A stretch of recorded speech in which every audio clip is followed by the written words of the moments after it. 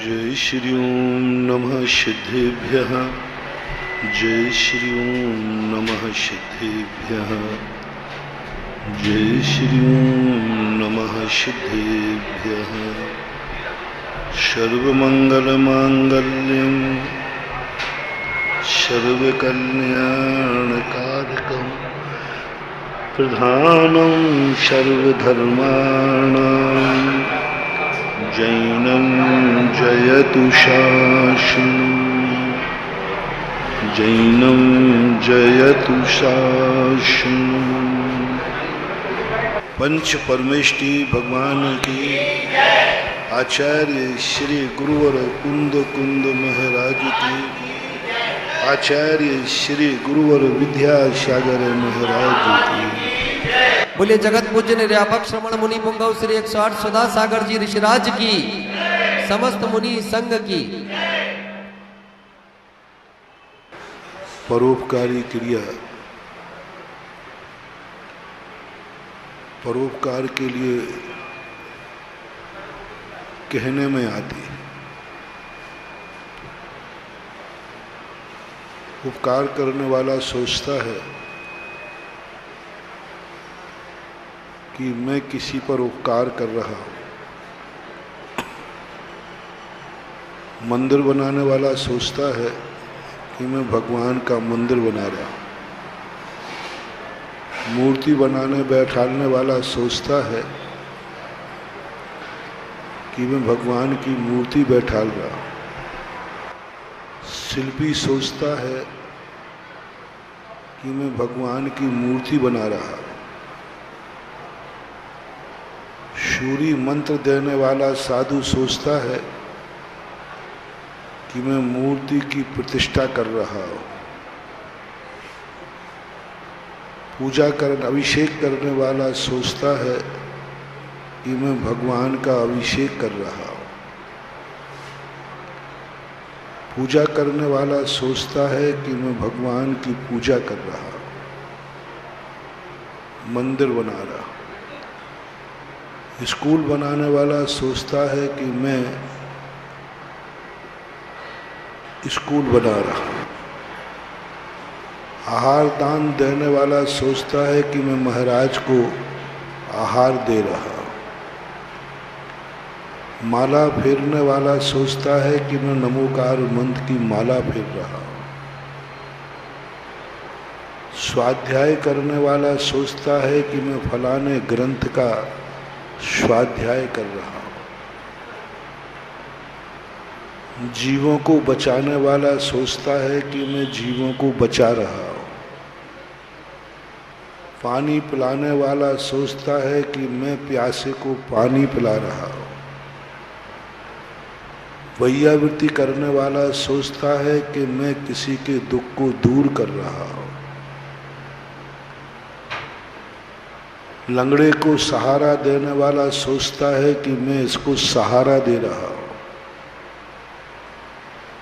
अंधे को सहारा देने वाला सोचता है कि मैं इसको सहारा दे रहा हूं।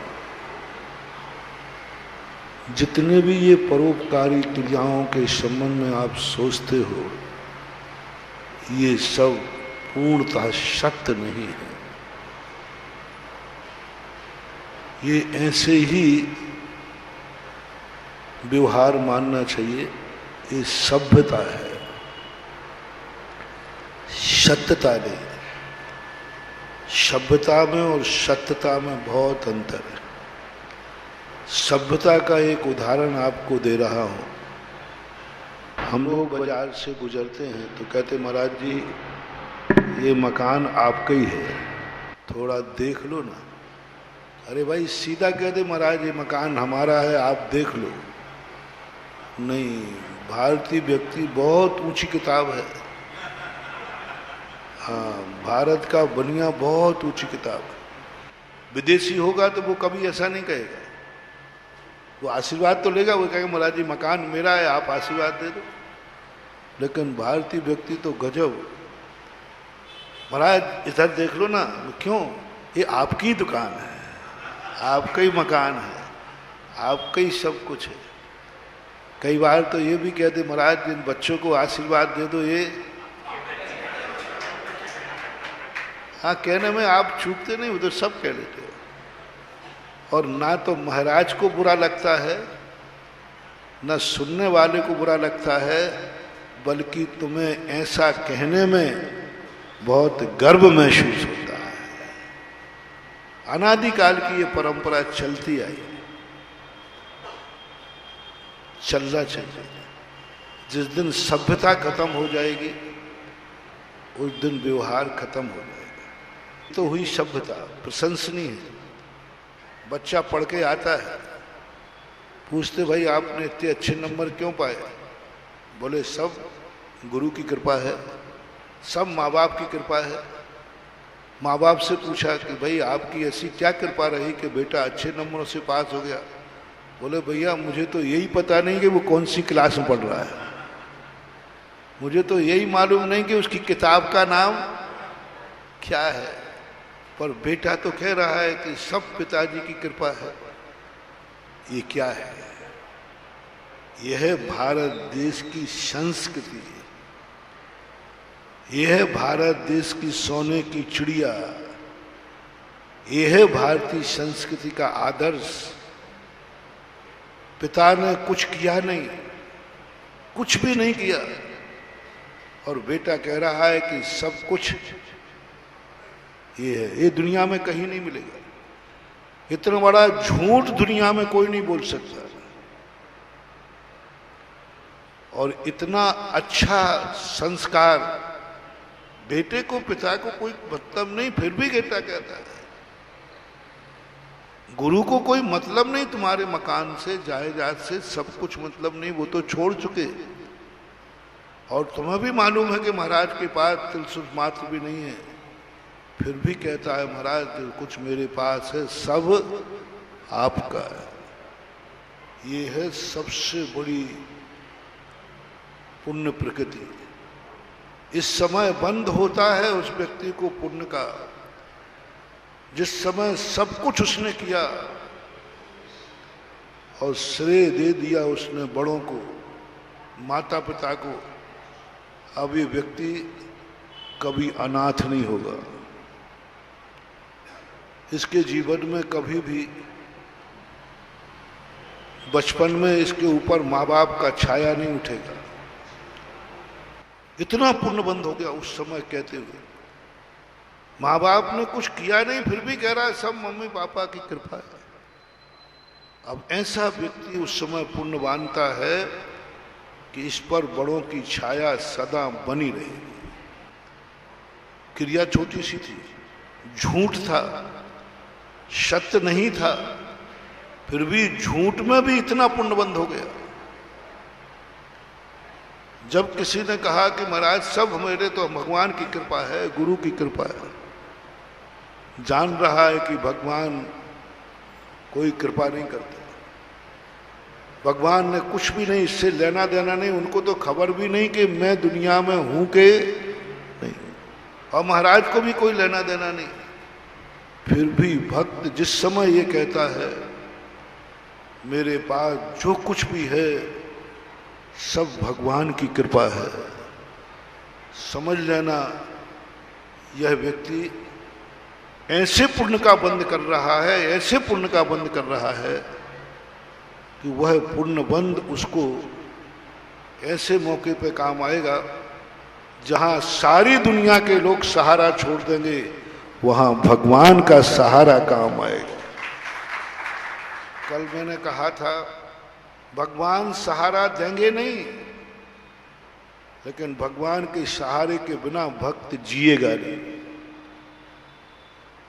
रिपीट करता हूं, भगवान कभी सहारा देंगे नहीं, ये पक्का है, लेकिन भक्त भगवान के सहारे के बिना एक दिन भी जिएगा नहीं। वो एक ही कहेगा सब मैं भगवान की कृपा से जी रहा हूं, और भगवान कृपा करेंगे। कृपा करने के बाद यदि हमने कहा कि भगवान के ऊपर मेरी कृपा है, तो वो पुण्यबंध का कारण नहीं, ये तो व्यापार है। उन्होंने मेरे ऊपर कृपा की है, इसलिए मैं कह रहा हूं कि इनके भगवान ने मेरे ऊपर कृपा की, इसमें कोई पुण्यबंध का नहीं होगा। भगवान ने किंचित मात्र भी कृपा नहीं की, विषय को समझना। माँ बाप ने किंचित मात्र भी तुम्हारे साथ मेहनत नहीं की, फिर भी तुमने श्रेय दिया। भगवान ने किंचित मात्र भी कृपा नहीं की, किंचित मात्र भी। उसके बावजूद भी भक्त डिंडोरा पीट रहा है कि मेरे पास आज जो कुछ भी है सब भगवान की कृपा है ना सफेद झूठ, है ना सफेद झूठ, पूरा 100% झूठ है। इस झूठ बोलने का कितना भी तुम व्रत ले लेना, सत्य महावृत्ति बन जाना, मेरा आपसे कहना है ये झूठ बोलना मत छोड़ना।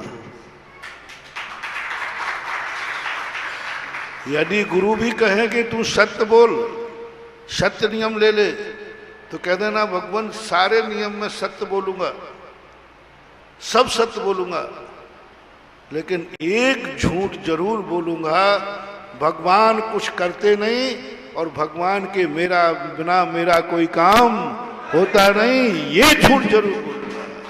इस झूठ को बोलना कभी छोड़ मत देना। ज्यादा सत्यवादी हरिश्चंद्र मत बनना। हाँ नहीं तो अब भगवान ने कुछ किया ही नहीं तो मैं भगवान को कम, भैया देखो मैं झूठ तो नहीं बोलता, भाई देखो गड़बड़ मत करो, मैं देखो आपको मालूम है कि मैं महाराज झूठ नहीं बोलता, तो भगवान ने कुछ नहीं किया, कुछ नहीं किया। आगम उठा के देख लो,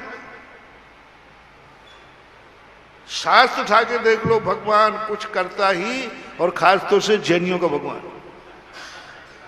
कुछ नहीं करता, कुछ नहीं करता, किंचित मात्र खबर ही नहीं रहती उसको कि मेरा भक्त क्या है, वो तो अपनी आत्मा में लीन है। पूज्यवर कुंद कुंद स्वामी नियम सार में कहते हैं भगवान को कुछ पता नहीं कौन पूजा कर रहा है, कौन गाली दे रहा है, कौन क्या कर रहा है, वे तो निजानंद रसलीन सकल गेय ज्ञायक तब निजानंद रसलीन सो जनेन्द्र जयवंत नित अरि रज रहस्य विलीन।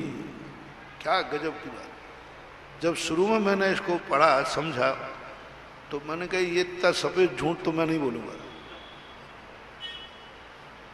एक और कह रहे हैं भगवान किंचित मात्र भी कुछ करता धरता नहीं है, हमारा किया हुआ हमें फल मिलेगा, हमने अच्छा किया है तो अच्छा होगा, बुरा किया है तो बुरा होगा, जैसा करोगे वैसा भरोगे।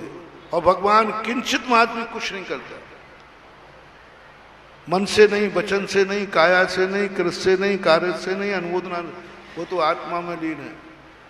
फिर मैं क्यों कहूं कि भगवान जो कुछ भी मेरे जीवन में है सब मुझे प्रभु की कृपा है, सब उन्हीं का दिया हुआ। इतना झूठ जबरदस्ती क्यों बुलवाया जा रहा है? शुरू शुरू में तो मैंने कह दिया भगवान मैं नहीं कहने वाला, मैं सत्य महाव्रत लिया हूं, इतना बड़ा झूठ नहीं बोलूंगा। यदि आपको सही बुलवाना है तो कुछ करो, मेरे काम करो, कुछ करो, ठीक है 1% करोगे हम 10% दे दें, लेकिन तुम 1% भी नहीं करो और फिर भी 100% कहूं सब कुछ मेरे जीवन में हो रहा महाराज भगवान की कृपा से हो रहा है, गुरु की कृपा से होता है, सब धर्म की माया है। भगवान ने कहा मैं तो नहीं करूंगा, तो मैंने कहा फिर मैं बोलूंगा नहीं, मत बोल, मत बोल, मैं कौन सत्य से कि चल गला दबा के कह रहा बोल मैंने किया है, मत बोल। लेकिन जब ग्रंथों को पढ़ा, गहराइयों में उतरा, तब पता चला कि ओहो मैंने बहुत बड़ी गलती की, ऐसा बोले बिना हमारे काम होने वाले नहीं है। ये कहना ही पड़ेगा सब कुछ प्रभु की कृपा है और कुछ नहीं है, कृपा पक्का है। जैसे ही हमने, यदि वो हमारे ऊपर कृपा करें तब मैं कहूं इन्होंने मेरे ऊपर कृपा की है, तो इन्होंने कौन सी बड़ाई है, कौन सी भक्ति है, क्योंकि किया है तो किया, वो तो दुनिया कहेगी। लेकिन जिसने कुछ नहीं किया हो और वो जाकर के कहे सब कुछ उसने किया, इसको बोलते भक्ति, इसमें होता है पुण्य का बंध। यह है भक्ति। गुणस्तोकम सदुल्लंघ तद बहुत कतद। समंत भद्र महाराज ने यह सूत्र दिया कि नहीं, चूकना मत, यही तो पुण्यबंध का कारण है। यहीं से तो साथी से पुण्यबंध होगा, और यहीं से जब तेरे कोई काम नहीं आएगा, तब तूने जो ये झूठ बोला था, झूठ मान के नहीं, सच्चा मान करके, उस समय तुझे ऐसा पुण्यबंध हुआ, कोई काम नहीं आएगा तेरे लिए, वो पुण्य काम आएगा। हर चीज में समझ लो, जो कुछ भी अपने पास है अपने से पूज्य पुरुषों के खाते में डाल दो, पूज्य पुरुषों के खाते में डाल दो। मैंने कुछ किया ही नहीं, मेरी क्या औकात, मेरी क्या औकात, मैंने पढ़ाई की नहीं, मेरी तो क्या औकात, मैं तो बुद्धू हूं, मेरी क्या औकात, मेरे पास तो क्या है, मैं तो जन्म जन्म का पापी जीव हूं, मैं तो जन्म जन्म का पतित जीव हूं, मेरी क्या औकात। ये तो सब जो कुछ भी मेरे पास है, जो कुछ भी है। एक के पास एक झोपड़ी थी, उसका बेटा नास्तिक था, बहुत नास्तिक था, और पिताजी बहुत आस्तिक थे। उन्होंने कहा, एक दिन वो मंदिर गए थे, पूजा कर रहे थे, उसी समय तूफान आया, आधी झोपड़ी उड़ गई। पिताजी जब मंदिर से लौट के आए, बोले और कर लो पूजा, और कर लो भक्ति, क्या कर लिया तुम्हारे भगवान ने, क्या कर लिया तुम्हारे भगवान ने, देखो ये आधी झोपड़ी उड़ गई सब। क्या बोलते हैं पिताजी, बेटा आधी उड़ गई ना, जो आधी बची है वो तो मेरे भगवान के कारण बची, तेरी उड़ गई आधी। क्या गजब, तेरी नंबर की आधी उड़ गई। तू और मंदिर जाता होता तो आज पूरी 99% लोगों की धारणा है, जो भगवान की भक्ति करते हैं, गुरुओं की भक्ति करते हैं, धर्म करते हैं, उनके जीवन में संकट आ जाए तो वो झुंझला पड़ते हैं धर्म से। उनको मन में चिड़चिड़ापन आता है, इतना धर्म कर रहा हूं, मेरी जिंदगी में कुछ नहीं हो रहा। दूसरे लोग भी ये कहते, भैया तुम इतना धर्म करते हो और तुम इतने परेशान, सब कथन होता है।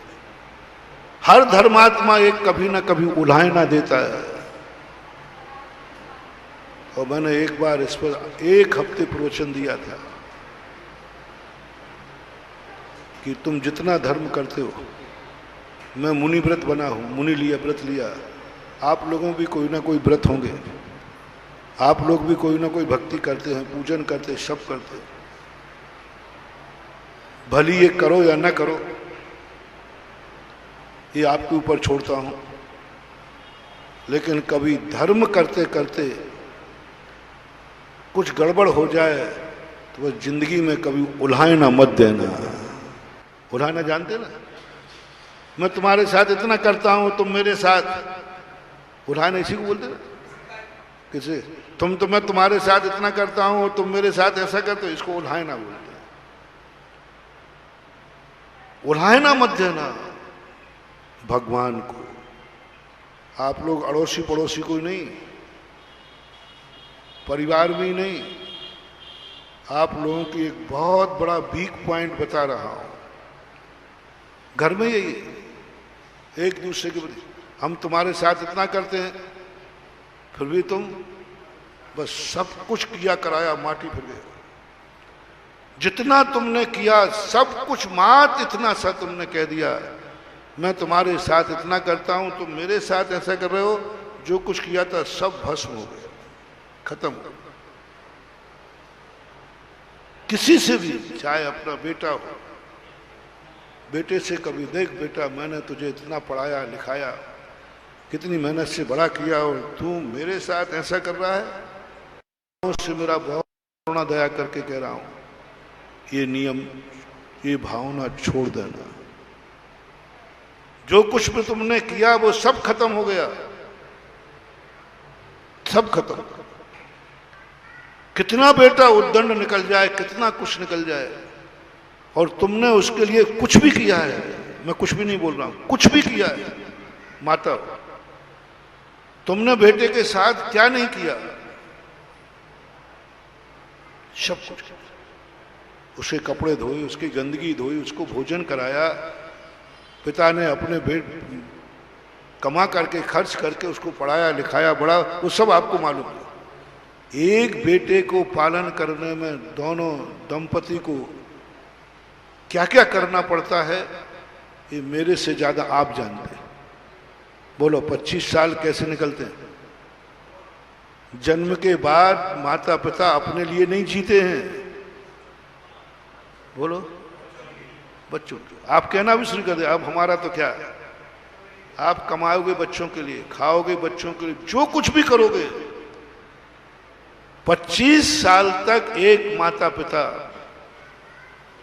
बच्चे के लिए क्या करता है, वो किसी से छुपी हुई बातें नहीं। आज मैं तुम्हें एक शब्द मंत्र देना चाहता हूं, कभी भूल करके मन में भी नहीं, मुंह से तो निकालना ही नहीं, बेटे से तो कहना ही नहीं कि मैंने तेरे साथ इतना किया और तू मेरे साथ यह कर रहा है। उल्हायना मत देना। बहुत बड़ा चमत्कार बता रहा हूं, बताऊं, उल्हायना मत देना। कभी बेटे से कहना है, वो कभी अपने मम्मी पापा को उल्हायना न दे। मम्मी पापा मैं तुम्हारे साथ इतना करता हूं और तुम उस फलाने बेटे को चाहती हो, उसको ज्यादा दे दिया, मुझे कम दे दिया, और मेरे यहां खाती हो, मैं कह दो। अब क्या क्या, वो तो खुली किताब है, कहने और नहीं कहने में क्या है। दो भाई हो तुम, और तुम्हारे मम्मी पापा एक भाई के यहाँ रहते हैं, और कुचित का जाते तो मम्मी पापा ने जिसके पास नहीं रहते उसका पक्ष ले लिया और कुछ दे दिया। तो जल्दी बोलो भाई, बोल दो ना, बोल दो, कहे बिना रह जाओगे। पापा से नहीं कह पाओगे तो मम्मी से तो, कि मम्मी कहो पापा से, देखो खा यहाँ रहे हैं, सेवा मैं कर रहा हूँ, सबको सब कर रहा हूँ, और मैं सेवा यहाँ हूँ, मेवा वहाँ। ओह, मैंने इस पे बहुत शोध किया, बहुत ध्यान किया, बहुत चिंतन किया। बेटों से मेरा कहना है, ये भाव कभी नहीं करना, ये उल्हायना मत देना, देना ही नहीं, मन में भी नहीं लाना कि मैंने किया और मम्मी पापा उस पक्ष में। कभी महानुभाव त्याग दो। जो मुझे थोड़ा भी मेरे ऊपर विश्वास करता है, तो आज ये बात मन में से त्याग देना, मन में से भी उल्हायना मत देना, नहीं देना। भाई भाई में भी कुछ हो तो भी नहीं देना, पड़ोसी में हो तो भी नहीं देना, पड़ोसी को भी नहीं देना। मैंने पड़ोसी के साथ इतना किया,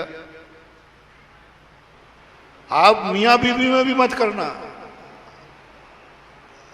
क्या बात, थोड़ा बहुत कभी कभी मैं तेरे लिए इतना करता हूं ज्यादा मुझे आता नहीं है, वो आप मत कर।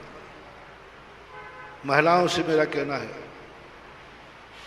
कभी अपनी सासू को उल्हायना मत देना। मालूम मैं किस माँ की बेटी हूँ, किस बाप की बेटी हूँ, क्या था वहां, यहाँ आके क्या मिला है, और मैंने क्या नहीं किया तुम्हारे लिए।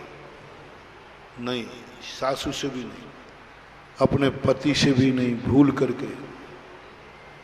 मैं यहाँ कितना करती हूँ, कितना करती हूँ, फिर भी कोई मेरा उपकार ही नहीं मानता, फिर भी यहां मेरी कोई सुनता ही नहीं।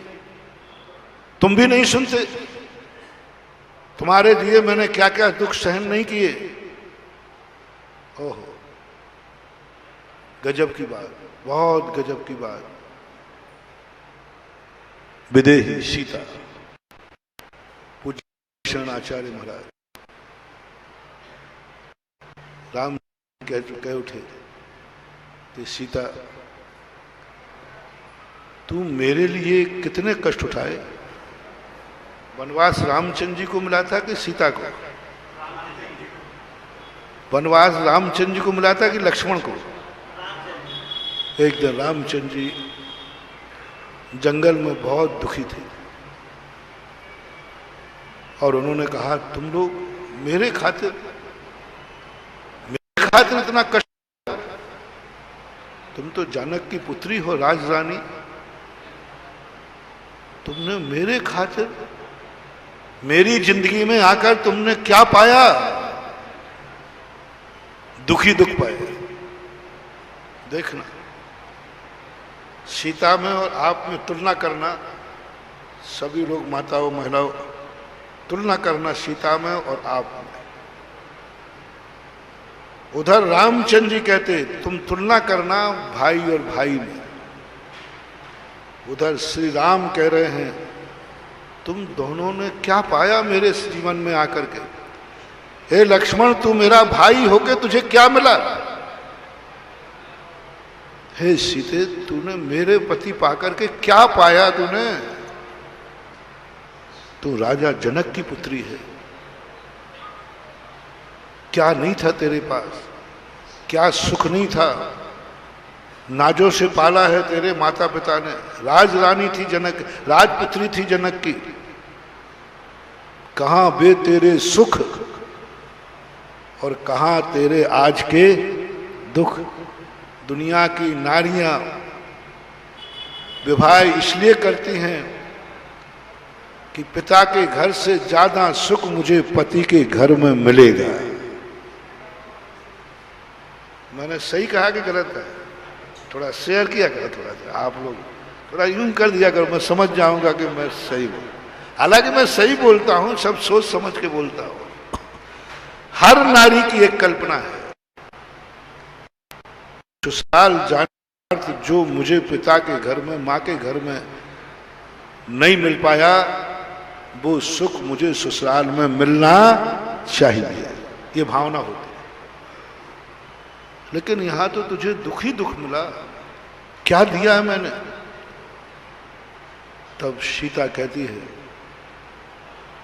आज आपने कहा तो कह लिया,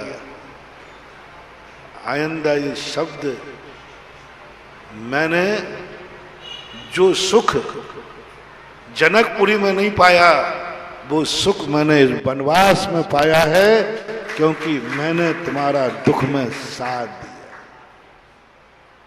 मुझे सुख में सुख मिलता था, क्या बात हो गई? मेरा दुख में भी मैं आपका दुख बांट सकी, यही मेरा सबसे बड़ा सुख है। ओह, सुख नहीं बांट सकी, क्या बांटा? दुख बांट सकी।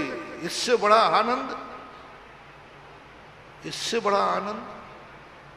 लक्ष्मण क्या कहता है?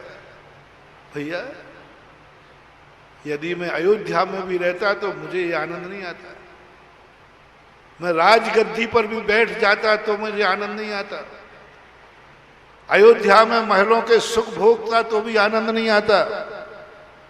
जो आनंद आज आ रहा है कि आज अपने भाई के दुख में भी मैं भाई के साथ खड़ा हूं, दुख में भी। आज मैं भूखा हूं, आज मैं दुख में हूं, आज मैं पत्तों पर सो रहा हूं। कहां लगते हैं वो अयोध्या के गद्दे? कहां लगते हैं वो अयोध्या के 56 भोग भोजन, जो आज इन जंगलों में दरिया के बेरों में आनंद आ रहा है? क्योंकि इस समय मेरे साथ मेरा भाई है। क्या इन ग्रंथों को जब पढ़ता हूं, मैं पढ़ ही नहीं पाता, एक आध लाइन पढ़ करके मैं बंद कर देता हूं, सोचता ही रहता हूं कि ऐसी भी आत्माएं हैं, ऐसी भी आत्माएं। क्या कहता है लक्ष्मण के मैं आज यदि अयोध्या में रह जाता, लक्ष्मण को वनवास नहीं था, अयोध्या में रहता कितने ठाठ से रहता, खाने पीने को, सोने उठने बैठने सब रहता। लेकिन भैया, अयोध्या के सारे सुख होते, लेकिन सबसे, उन सब सुखों से भी बड़ा दुख था मेरे जीवन में कि उस समय मेरा भाई मेरे पास नहीं होता। और आज सारे दुख हैं, ये कुछ भी मायना नहीं रखते। ये दरिया के बेर भी मैं अपने भाई के साथ खा रहा हूं, ये पत्तों का बिछौना मैं भाई के साथ सो रहा हूं, ये जंगलों के कांटे मैं सहन कर रहा हूं भाई के साथ। इस सुख से बड़ा सुख दुनिया में कोई दूसरा नहीं। विदेनी में यही कहा। कौन कहता है मैं दुखी हूं? कौन कहता है मैं दुखी हूं? किसने कहा है आपसे? मुझे तो एक बार भी जनकपुरी के सुख याद नहीं आए। गजब गजब महानुभाव, सारे नारी जगत को मेरा कहना है। विजयी कहती है कि आपने कैसे कहा? मुझे तो एक बार भी कभी जनकपुरी का सुख याद, और एक बार भी मैंने अयोध्या की रानी बन के आई थी, वो सुख याद नहीं है। मुझे तो स्मृति में नहीं है। मैंने तो कभी मन वचन काय से ये सोचा भी नहीं। वो सब सुख मुझे अयोध्या में होते, लेकिन सबसे बड़ा दुख होता कि मेरा पति मेरे साथ नहीं होता। और सारे दुख मेरी जिंदगी में हैं, उनका कोई मायना नहीं है।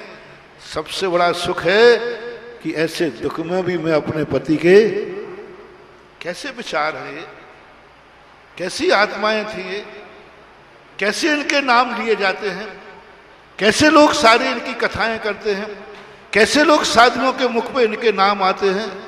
ऐसे ही नहीं है मानव, ऐसे ही नहीं लोग कहते हैं सिया राम, ऐसे ही नहीं लोग कहते हैं सीताराम, ऐसे ही नहीं रामायण कथा करते, ऐसे ही नहीं हम उनके प्रवचनों में उनके नाम लेते। उसके पीछे की कहानी सुनो, उसके पीछे की कहानी देखो। कैसी आत्मा, कैसी आत्मा। एक बार भी तो उन्हें ना दे देते। एक बार तो विदेही मन में सोच लेती, किसके साथ मेरा विवाह हो गया। एक बार नारी है, सोच सकती थी, नहीं सोची, नहीं सोची। पांचों पांडव वनवास में मैंने पूरा महाभारत भी पढ़ा, जैन पुराण भी पढ़ा। पांडवों को कितने दुख आए जीवन में, और किसकी गलती से आए। चलो वहां रामचंद्र जी की तो कोई गलती नहीं थी, पिताजी के वचन के कारण उनको जाना पड़ा, पिताजी ने आदेश दिया, चलो ठीक है। 5 भाई थे पांडव।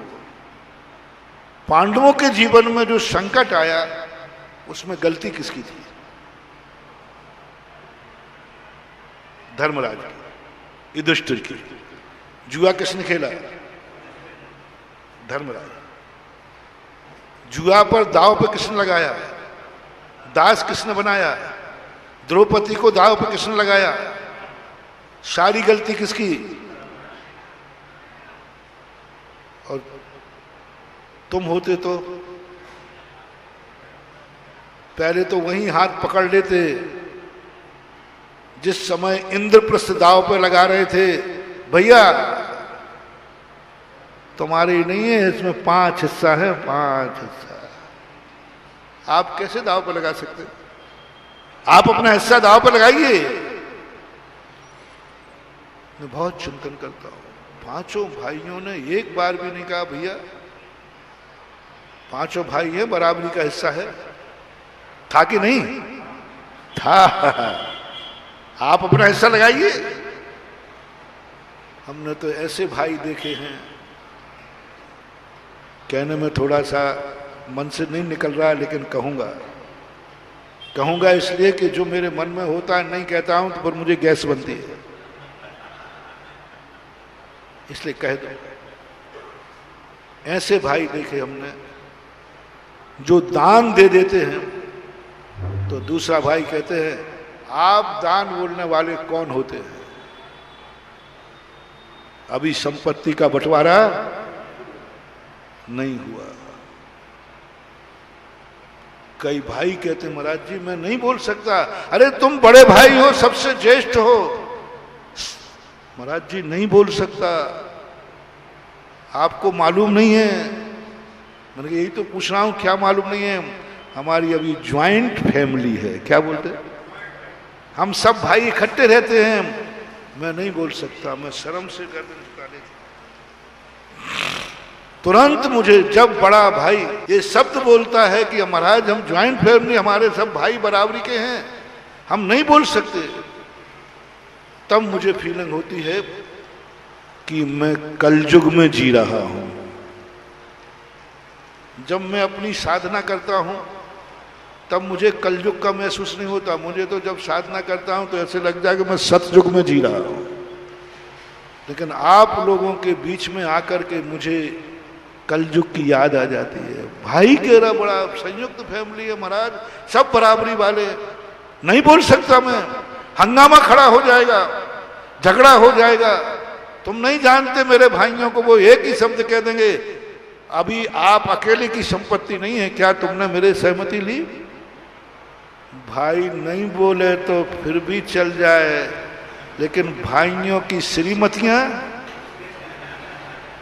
बोल दो, जो है सो है, महावीर की कह ही देंगे। ये कलयुग की बलिहारी है। उस दिन और शर्म से माथा झुक जाता है जब एक पिता कहता है, महाराज जी मैं नहीं बोल सकता हूं, बेटे बराबरी के। मैं सही बोल रहा हूं कि ऐसा होता है कि नहीं? कहीं झूठ तो नहीं बोल रहा मैं? है कई घरों में ऐसा, सब में नहीं, कुछ घर ऐसे होंगे कि नहीं जहां बाप को किसका डर है? बेटे का डर। महानुभाव, बहुत समझ लेना, पंचम काल का अंत आ गया। बाप डर रहा है, इसने पैदा किया। बाप डर रहा है जिसकी सारी कमाई है। बाप डर रहा है जिसकी सब कुछ है। किससे डर रहा? बेटा से। महाराज जी झगड़ा हो जाएगा, आप नहीं जानते मेरे बेटे को, ये शब्द बोल देगा, यदि तुम्हें दान ही देना था तो मुझे पैदा क्यों किया? ऐसे बोलते हैं बच्चे। बच्चे नहीं बोले तो बच्चे की बहू पत्नी तो बोल ही देगी। समझ लेना वो जैनी का घर है। जो मेरा प्रवचन सुन रहे हो श्रद्धा भक्ति से, उनसे एक बात कहने का मन कर रहा है। घर में हर व्यक्ति को धर्म कार्य के लिए अपनी तरफ से फ्री कर दो, उनको तुम्हारा डर नहीं लगना चाहिए। किस कार्य के लिए? किस कार्य के लिए? अधर्म की नहीं कह रहा, जुआ जड़ावे की नहीं कह रहा, धर्म कार्य। करो अपने बेटे को फ्री, करो अपने बाप को फ्री। हर बेटे को आज अपने मम्मी पापा से कहना है, मम्मी पापा धर्म कार्य के लिए, दान के लिए, आदि के लिए आपको मेरे से नहीं पूछना। मैं आपका बेटा हूं, आप जो धर्म कार्य करोगे मैं जिंदगी भर मजदूरी करके चुकाऊंगा, लेकिन आप ये मत कहना बेटे से पूछ लेने दो। कभी पिता तुमसे पूछे कि बेटा आज बोली लेने का मन था लेकिन मैंने इसलिए नहीं लिया कि बेटा बराबरी का, तुरंत कहना पापा मैं आपका ओरिजिनल बेटा हूं, आप मेरे सही में बाप हैं और आप चाहते हैं कि मैं जन्म जन्म तक अनाथ रहूं। ऐसे बाप के पैदा हूं भिखारी के यहां। ये अभिशाप तुम किस भाव का दे रहे हो? कौन से भाव का बैर आप भजा रहे हो? पिता होकर आप दान के लिए, धर्म के लिए मेरे से डर रहे हो? बोलो, बाप बेटे से डर रहा है, इससे बड़ा अनर्थ क्या होगा? फटकार दो पिता को। नहीं नहीं बेटा, मैंने ऐसे तो पूछा कि तू बराबरी का। नहीं पिताजी, ये मेरे गुरु, जो गुरु तुम्हारे हैं वही गुरु मेरे भी हैं, वही गुरु मेरे हैं। मेरे गुरु ने कहा कि पिता जब ये पूछे तो समझ लेना तुम्हें अभिशाप मिल रहा है, तुम मेरा सम्मान नहीं कर रहे हो। तुम मुझे अभिशाप दे रहे हो, मेरे से डर रहे आप पिताजी होकर। अरे धन दौलत की तो छोड़ो, यदि मुझे भी दान में देके आ जाओगे, मुझे भी कहीं दास बना दोगे, तो भी मैं अभाग्य मानूंगा कि मेरे पिताजी ने दास बनाया। कह दो मां, कह दो पिताजी, मुझे भी दान में दे दो, मुझे भी कहीं दास दाव पे लगा दो, मुझे भी दास बना दो, तो भी मैं अपने आप को भाग्यशाली समझूंगा।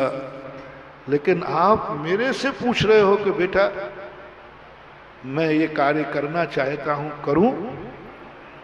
नहीं। सूचना दे सकते हो, सूचना जरूर दे देना, मैं करूं ऐसा नहीं पूछ के आप कहना ये अभिशाप है। मैंने ऐसा बेटा कर लिया है, ये सूचना, मैंने ऐसा। और जैसे ही तुम कुछ करके जाओ, लो मैं बेटे की परीक्षा किए देता हूं, तुम कोई कार्य बेटे के बिना पूछे करके जाना, कोई भी कार्य, कोई भी कार्य, दान बोल करके और कोई भी कार्य करके, और तुरंत जाकर बेटे बहू के सामने कहना कि बेटा बहू मैंने ये करके आया हूं। सावधान, तुरंत उन दोनों के चेहरा देखना, तुरंत चेहरा देखना। यदि उनके चेहरे खिल जाए, बोले पिताजी क्या बात करते, आज मैं धन्य हो गया, मैं ऐसे बाप का बेटा हूं,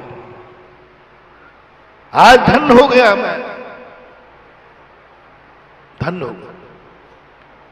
ये शब्द मिल जाए, जाओ एक दिन तुम साधारण बेटा नहीं, एक दिन तुम्हारी गोदी में तीर्थंकर जैसा बेटा खेलेगा। और बेटे को भी तुम लोग छूट दे दो, धर्म कार्य के लिए बेटा मेरे से नहीं पूछना किसके लिए कमाया है। यदि तू सारी संपत्ति भी मेरी दान में देके आ जाए तो मुझे खुशी है कि मैं ऐसे बेटे का बाप हूं जिसने मुझे कंगाल किया है तो दान देके किया है। ना जाने दुनिया में कैसे बेटे हैं जिन्होंने बाप को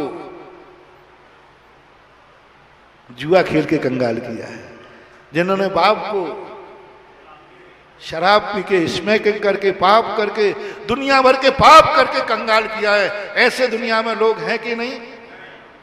कितने बेटे हैं जिनके बेटों ने बाप की सारी संपत्ति व्यसनों में लगाकर उनको रोड पे ला दिया। बेटा क्या बात करता है, आज तूने रोड पर लाया है तो किस लिए लाया है? धर्म के लिए, दान करके लाया है। मैंने कितने भाग्य किए कि मेरे बेटे ने कंगाल किया तो दान दे करके किया। समझ लेना बेटा, तुम्हें एक दिन तुम्हारा पिता तीर्थंकर होगा और तुम तीर्थंकर के बेटे बनोगे, महान बेटे। इतना आनंद, इतनी आनंद राजा हरिश्चंद्र के संबंध में मिलता है। जब राजा हरिश्चंद्र ने दान दिया तो पत्नी कहती है, हरिश्चंद्र कहते हैं कि तुम्हें दुख होगा। बोले नहीं, मुझे कोई दुख नहीं, मुझे गर्व है कि मैं ऐसे पति की पत्नी हूं जो सामने तो छोड़ो स्वप्न में भी दान बोल देता है तो दे देता है। मुझे गर्व है, एक बार भी उल्हाना नहीं दिया, मुझे गर्व है। हमने तो ऐसे लोग देखे जो साक्षात बोलने के बाद भी क्या कहते हैं, मुकर जाए, देते नहीं, दे दूंगा साहब। हमारा पति वो जिसने स्वप्न में बोला, जिसका कोई साक्षी नहीं था, सुबह राजदान दे दिया। पत्नी ने अपने पति के पैर छू के, मुझे गर्व है, आप खेद ना करें, चलो काशी में जाके बिके तीनों प्राणी, राजा हरिश्चंद्र की सुन लो कहानी। बिक गए तीनों प्राणी, क्या दशा हुई वो सबको मालूम है। लेकिन एक बार पति को उल्हाए ना और बन लो दानी। जब हरिश्चंद्र को मरघट की नौकरी मिली, पत्नी को मालिन की नौकरी मिली, बेटे को सांप ने काट लिया,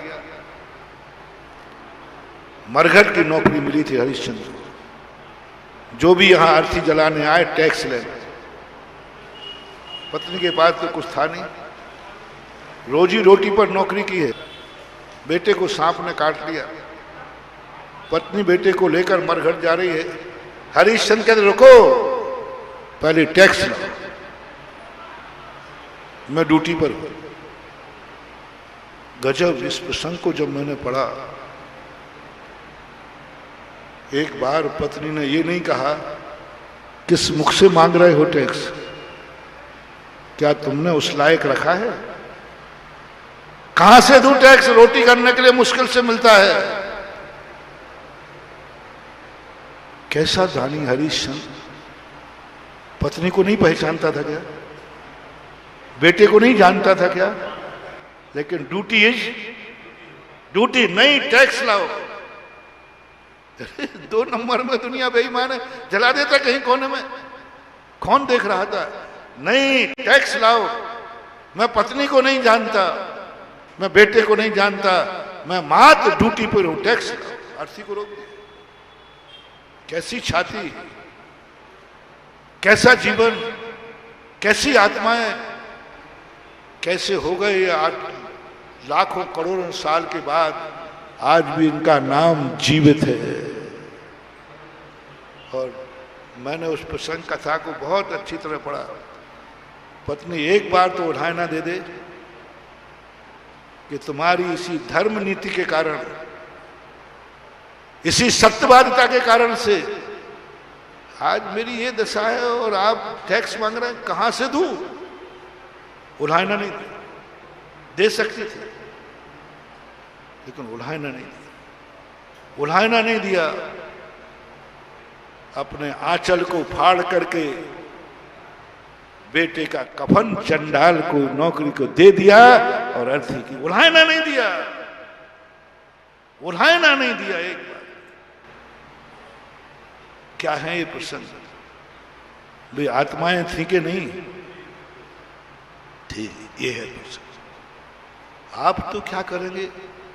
आप खुद अपना निरीक्षण करें, परीक्षण करें, क्या हो गया आज? दान के लिए तुम धर्म के लिए घर में लड़ते हो, झगड़ा करते हो। तुमने क्यों बोला? सब कुछ बोल के आ जाओ तो हमें काहे के लिए पत्नी पति से झगड़ा करे कि जब तुम्हें दान देना था तो हमारे साथ शादी क्यों की? इन बच्चों का क्या हुआ? पता नहीं कितने। महानुभाव, मेरा बहुत करुणा दया करके कहना है, धर्म कार्य में कोई कुछ भी करके आए, भीख मांगना पड़े तो मांग लेना, उल्हायना मत देना, उल्हायना मत देना। हर व्यक्ति को कह दो धर्म के लिए छूट। पांडवों की बात कह रहा था, दास बन गए थे। भीम को कोई दास बना सकता था? है? अर्जुन को कोई दास बना सकता था? अर्जुन की पत्नी के कोई बाल खींच सकता था? अरे संभव नहीं। ये सब अनर्थ किसके कारण हुआ? लेकिन उल्हायना, वनवास के 12 साल जिस तरीके से कष्टों में बिताए, 12वां साल, मैंने कहा ना, मैं पढ़ते पढ़ते चिंतन में चला जाता हूं। 12वां साल जब भीम को रसोइया बनना पड़ा, 12वें साल में जब अर्जुन को किन्नर बनना पड़ा, 12वें साल में जब नकुल और सहदेव को घुड़साल में घोड़ों का मालिश करना पड़ा, उनकी क्या बोलते हो, लीद, गोबर। कौन? पांडु पुत्र घोड़ों की लीद उठा रहे हैं, घोड़ों की। जब धर्मराज को क्या, द्रौपदी को क्या बनना पड़ा? है? द्रौपदी वो काम कर रही है जो नायन करती है, सैंधली क्या बोलते हो, बाल, रानी के बाल, जो सारी दुनिया उसके नौकर थी। द्रौपदी की राजकुमारी, अर्जुन की पत्नी, और ब्यूटी पार्लर का काम कर रही है। ये सब देख करके मैंने सोचा कभी इनमें अब होगी खटपट, अब इनमें झगड़ा होगा एक तो सब, अब धर्मराज की खैरियत नहीं रहेगी कि ये सब तुम्हारे कारण हुआ है। पहली बार जब मैंने पढ़ा मैं तो ये, क्योंकि अब देखो दुनिया जैसी है वैसे ही मुझे पता है, मैंने कि अब मामला बिगड़ने वाला है। रामायण पढ़ ली, महाभारत पढ़ लिया, हरिवंश पुराण पढ़ लिया, लेकिन पांचों में एक बार भी धर्मराज को उल्हायना नहीं दिया, ये सब तुम्हारे कारण हुआ। नहीं, धर्मराज ने कहा कि आज जो तुम सब दुख भोग रहे हो मेरे कारण से, लेकिन चारों भाइयों ने और द्रौपदी ने कभी ये शब्द नहीं निकाले। तो जो व्यक्ति अपनों के साथ दुख में साथ खड़ा रहता है, उस आनंद को संसार के 3 लोक का राज्य मिल जाए,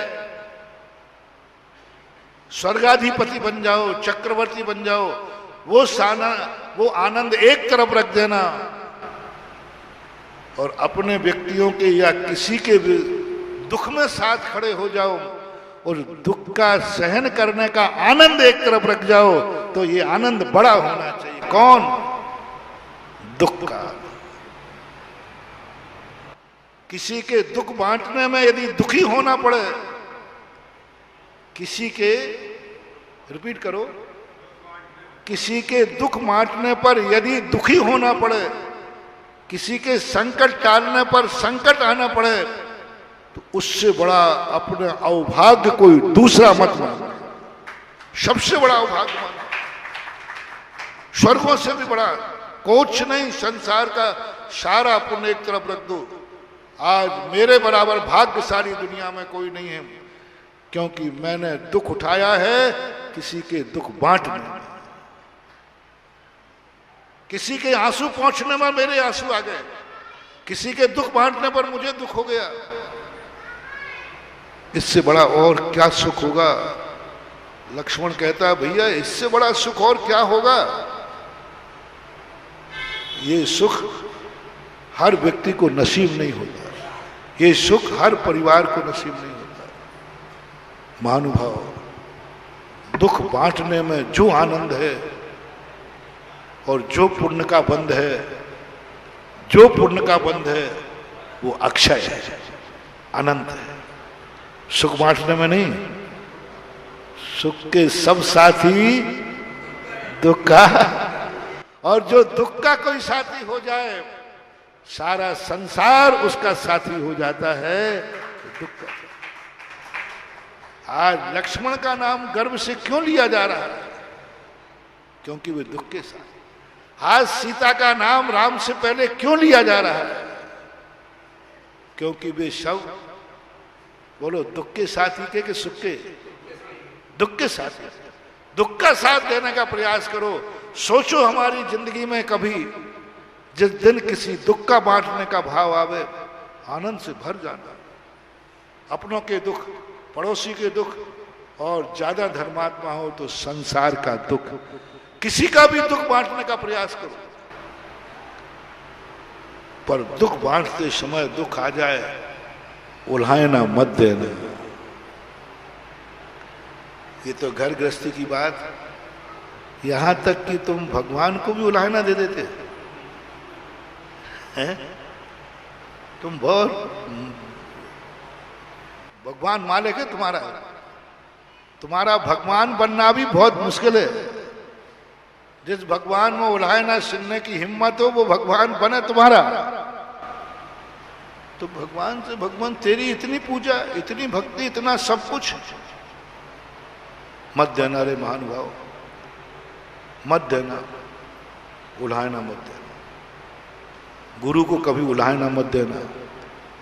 गुरु महाराज आप कैसे, और फिर मेरे ऊपर संकट, नमोकार मंत्र को कभी उल्हायना मत देना। अभिषेक की पूजा को उल्हायना मत देना।